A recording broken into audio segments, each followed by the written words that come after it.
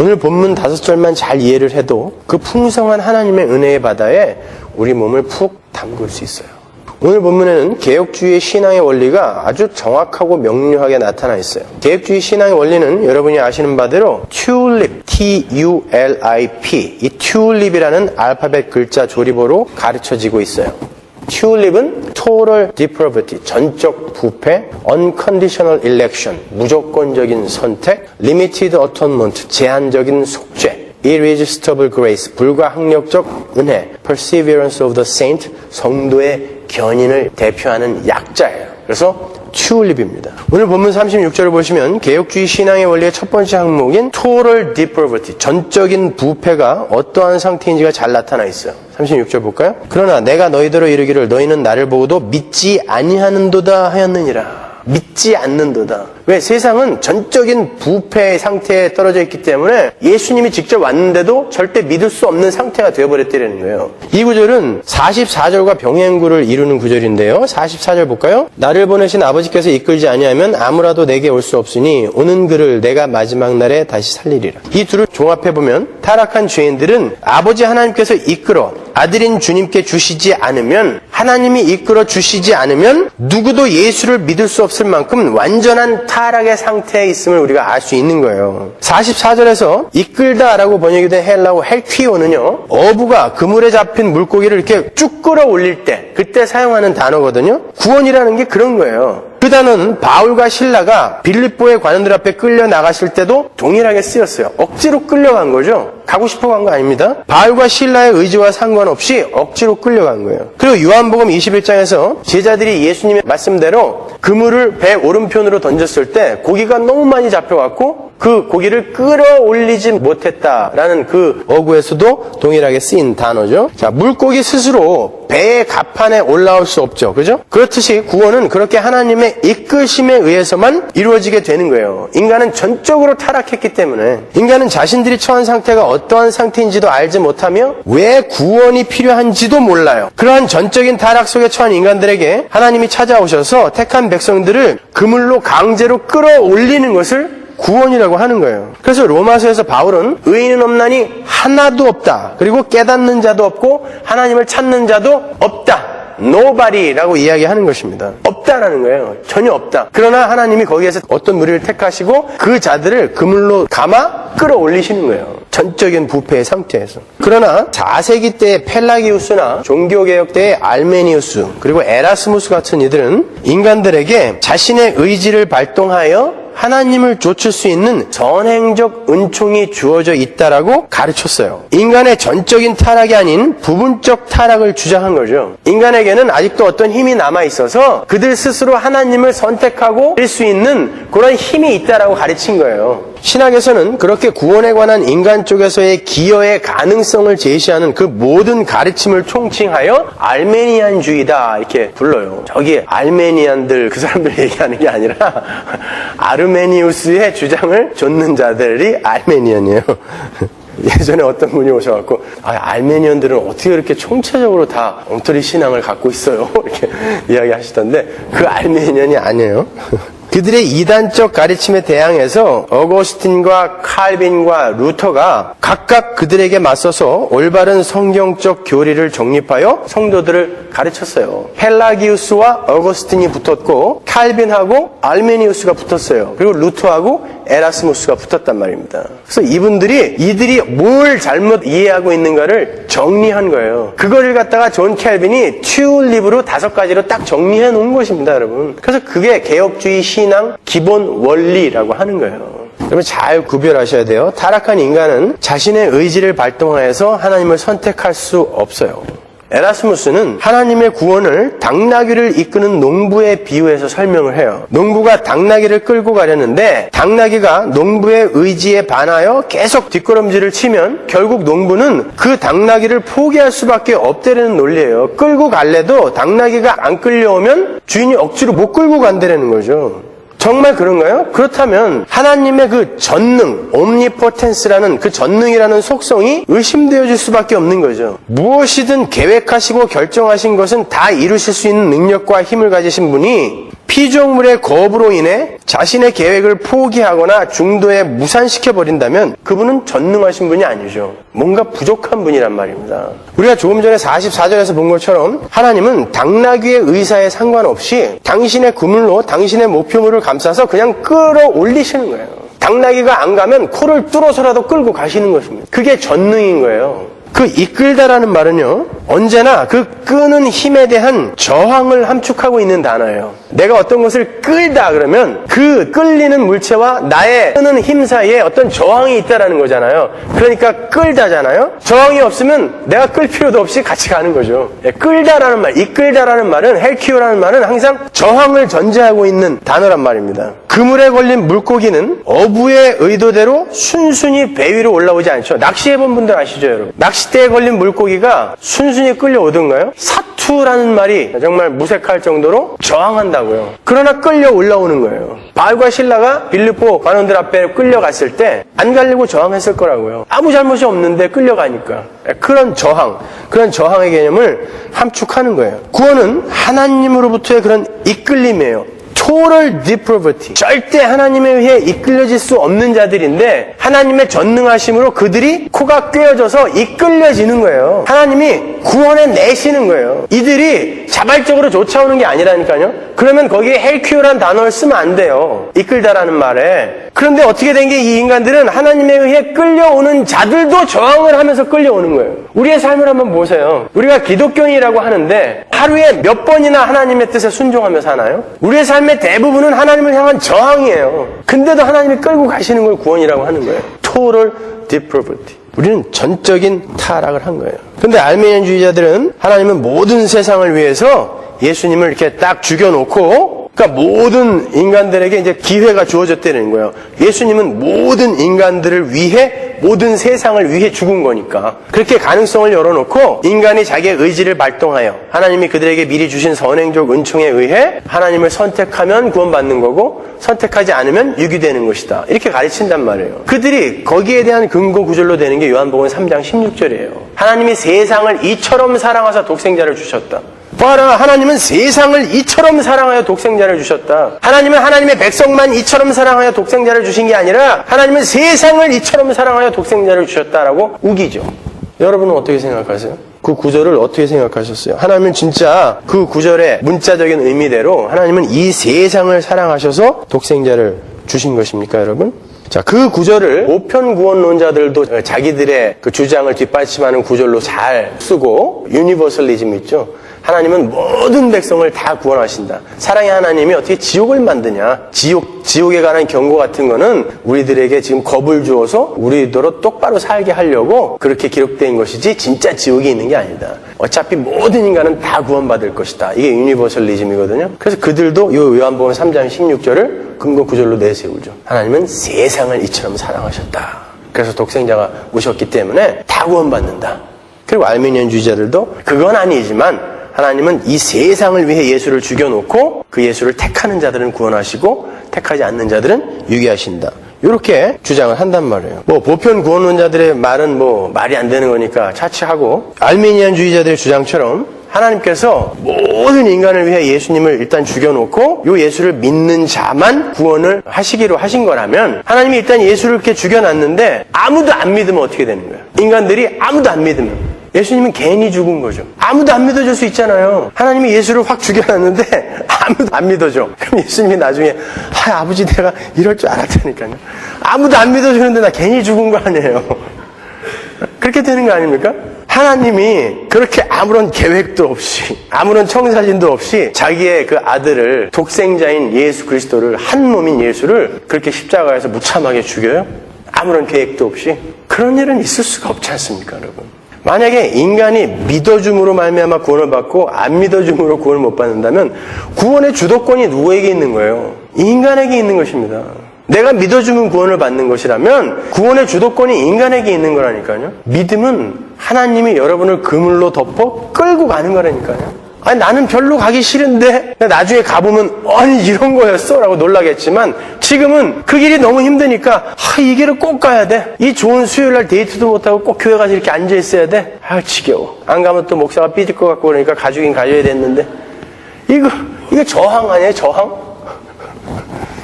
근데도 하나님이 끌고 가시는 거라니까요. 여러분은 하나님과 지금 손을 이렇게 맞잡고 계시는데 우리는 계속 손을 놔요. 근데 하나님이 안 놓고 계속 끌고 가시니까 이렇게 끌려오는 거야. 아, 알았다니까 이러면서 오는 거예요. 그래서 여기 와서 앉아 계신 거예요, 지금요.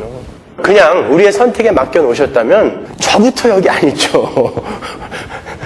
이 하나님의 고집스러운 은혜, 이 고집스러운 사랑을 이해를 하시는 거예요, 진짜.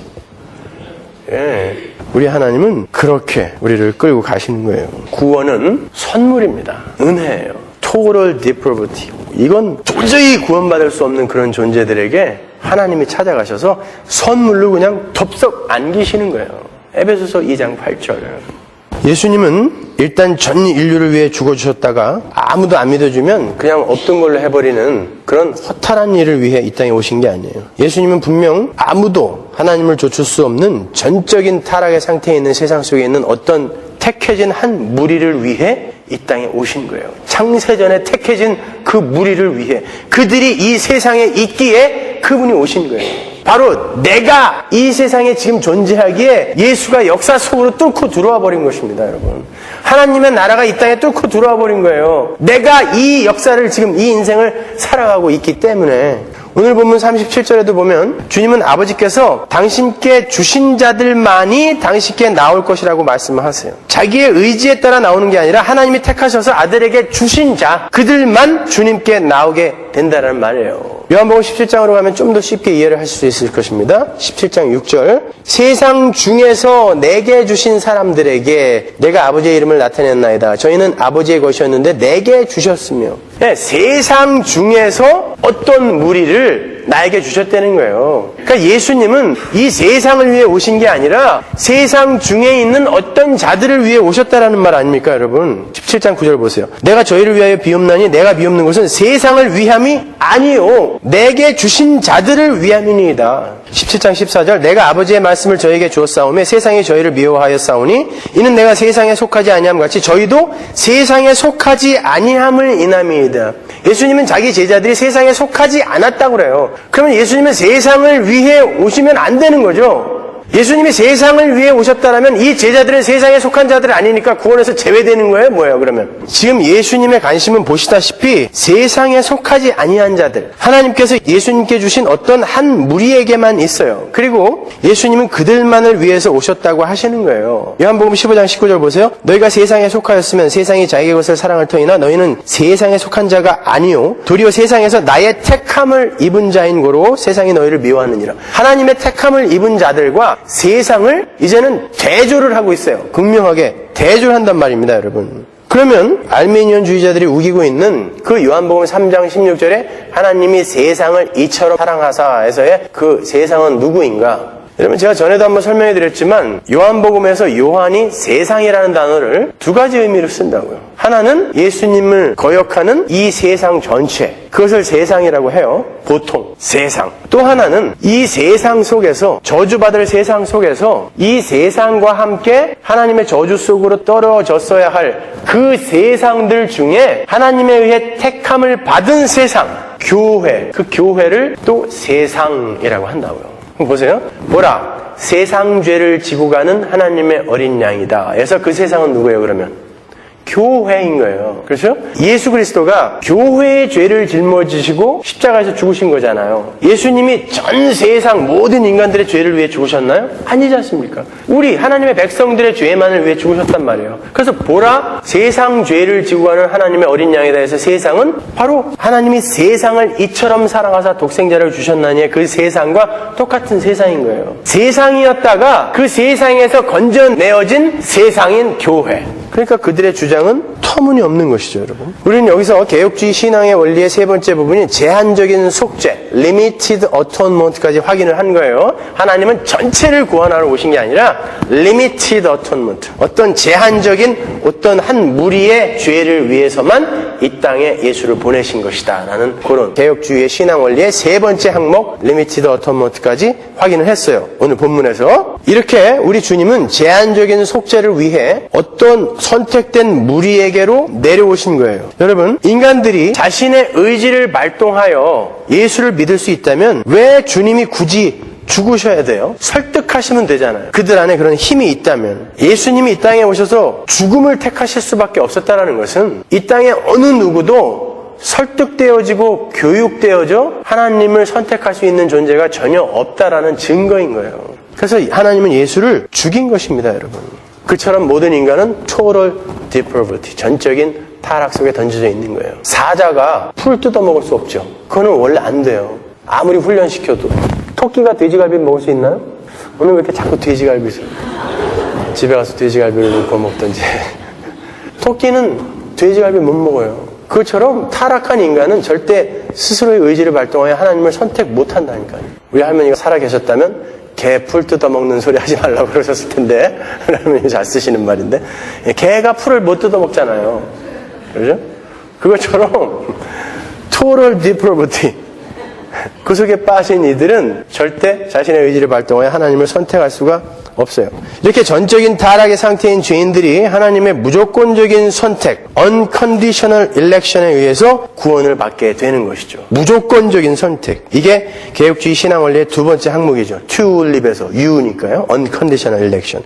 무조건적인 선택이란 인간 쪽에서 구원의 근거로 내어놓을 수 있는 것이 아무것도 없음을 가리키는 말이에요. 그래서 무조건적인 선택이라고 하는 거예요. unconditional election. 구원받은 백성이 구원에 필요한 어떤 자격이나 조건이나 노력을 보탤 수 없다는 거예요. total depravity와 맥을 같이 하는 거죠. 왜냐하면 모든 인간은 전부 전적인 타락의 상태에 들어가 있기 때문에 그러한 무조건적인 선택에 해당하는 구절이 본문 37절이에요. 37절 보세요. 아버지께서 내게 주시는 자는 다 내게로 올 것이요 내게 오는 자는 내가 결코 내어쫓지 아니하리라. 구원받은 하나님의 백성들은 아버지가 선택하셔서 아들에게 주신 자들인 거예요. 그 선택에 어떤 이유와 조건이 있다라고 이야기하지 않죠. 하나님은 당신의 백성들이 아직 태에 있기도 전인 창세 전에 무조건적으로 그들이 이 땅에서 어떤 선한 일을 하기도 전에 무조건적으로 unconditional election 하신 거란 말입니다. 거기에 예정교리도 같이 들어가 있는 거죠. 하나님이 이 인간들이 나중에 이 세상에 태어나서 착한 일을 하나 못하나 이렇게 미리 내다보시고 그 사람을 구원한 게 아니라 그걸 예정이라고 하잖아요. 그게 아니라 하나님은 unconditional election이라니까요. 이 땅에 우리가 태어나서 뭘 하기도 전에 하나님이 하나님 마음대로 택하신 거예요.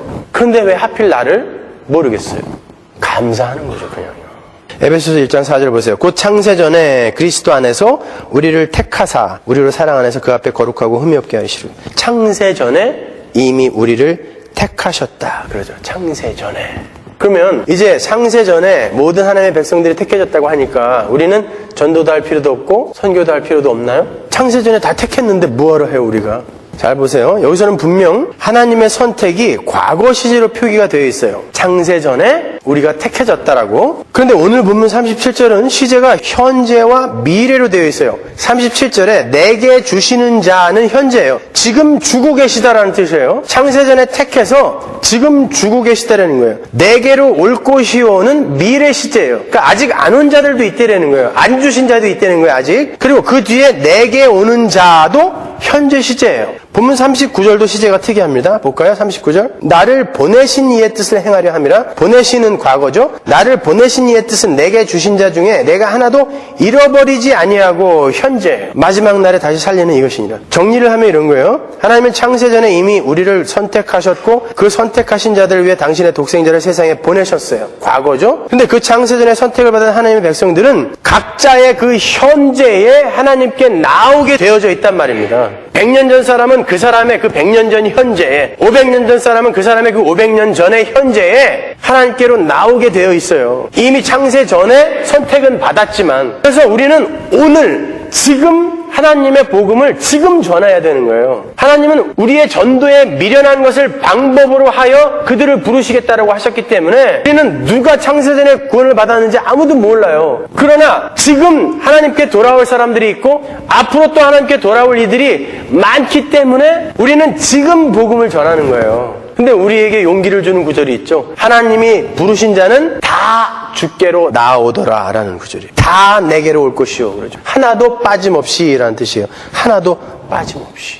그래서 우리는 우리가 이렇게 전도에 미련한 방법으로 설득도 제대로 못하고 복음을 제대로 설명하지 못하는데도 하나님은 그것을 써서 하나님의 백성들을 전부 구원해 내시고 마신다라는 거예요. 그러니까 내가 말할 것이 아직 준비가 되어 있지 않는데요? 그런 생각 갖지 마시고 가셔서 여러분이 맛보고 여러분이 경험한 여러분이 보고 듣고 만진 그 분량만큼만이라도 전해주세요. 예수 믿으니까 이런 게 좋읍디다. 예수 믿으니까 이런 소망이 생깁디다라는 그만큼이라도 전하셔야 되는 거예요. 고린도전서 15장 58절 보세요. 그러므로 내 사랑하는 형제들아 경고하며 흔들리지 말며 항상 주의 일에 더욱 힘쓰는 자들이 되라. 왜? 이는 너희 수고가 주 안에서 헛되지 않은 줄을 알미니라. 절대 헛되지 않아요. 나는 여태까지 수십 명한테 복음을 전했는데 한 명도 안 돌아왔어. 다 헛수고했어. 천만의 말씀.